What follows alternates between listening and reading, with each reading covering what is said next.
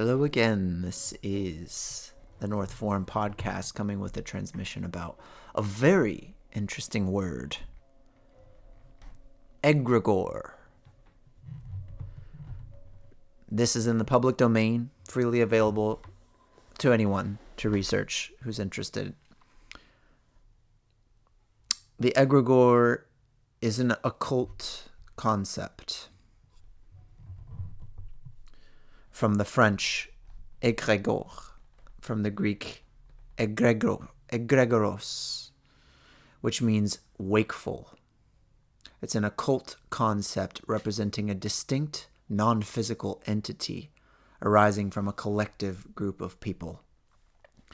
A concept historically referred to as angelic beings or watchers, and the specific rituals and practices associated with them, namely Enochian traditions. More contemporarily, the concept is referred to as a psychic manifestation or thought form occurring when any group shares a common motivation, being made up of and influencing the thoughts of the group, created either intentionally or unintentionally.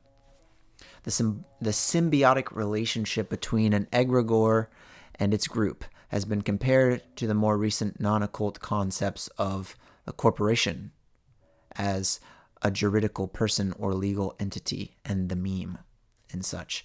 Now, we can find in 1761 to 1815 manuscrit trouvé à Saragosse, which is a Polish written by author Jan Potocki in the early 1800s, referring first modernly to egregores, which was illustrious of fallen angels. However, important is to note the novel's heavy orientalist and fantastical bent.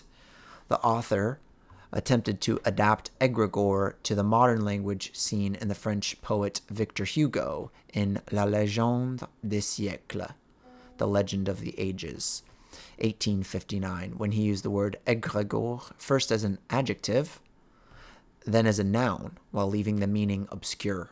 The author seems to have needed a word rhyming with ending in the sound or. It would only be the example of the word creation. It would not be the only by Victor Hugo creations, called a neologism, by the way. However, the word is the normal form that the Greek word egregoros, which means watcher, taken in French. This was the term used in the book of Enoch for great angel-like spirits. Eliphas Levi in Le Grand Arcane, The Great Mystery, identifies egregores with the tradition concerning the watchers and the fathers of the Nephilim, describing them as, quote, terrible beings that, quote, crush us without pity because they are unaware of our existence.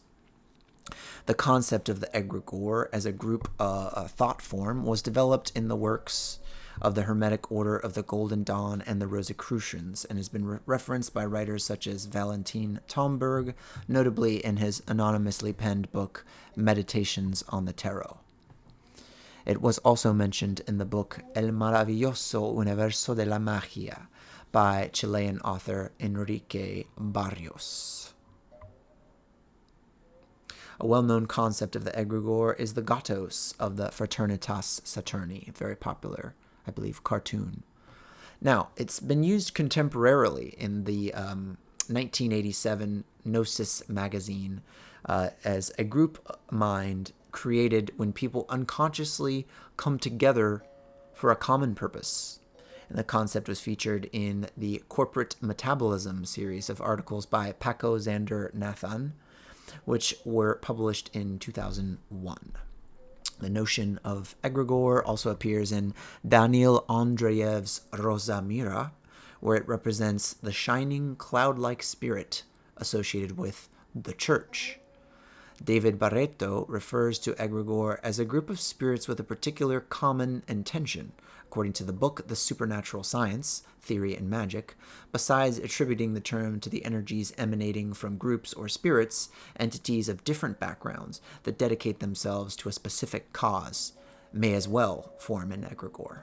Egregore also used in Montreal Surrealism, For example, Les Automatistes in Ray Ellen Wood's Egregore, A History of the Montreal Automatist Movement. Egregore is also the term for the spiritual personification of each nation in the UK LRP game Empire, run by Profound Decisions. Gary Lackham identifies Pepe the Frog also as an egregore in his book Dark Star Rising. Now, to conclude, we have the theosophical viewpoint at the conclusion of this Wikipedia entry. The concept was discussed in early theosophical literature and is well known in esoteric thought, but it's not necessarily a mainstream idea.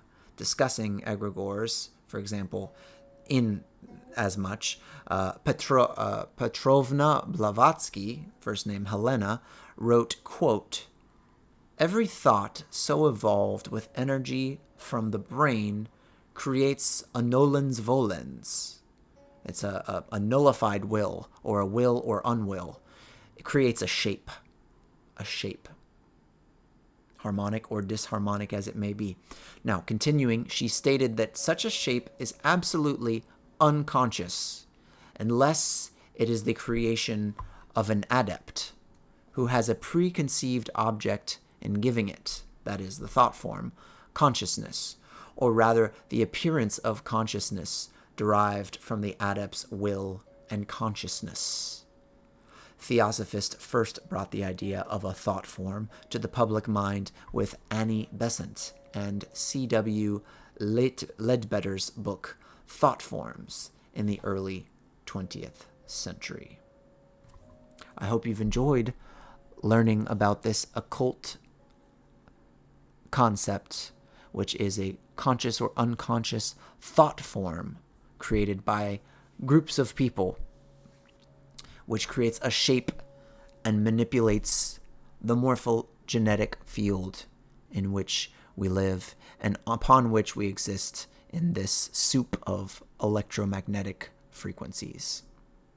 Until next time, this is the North Form Transmission, signing out.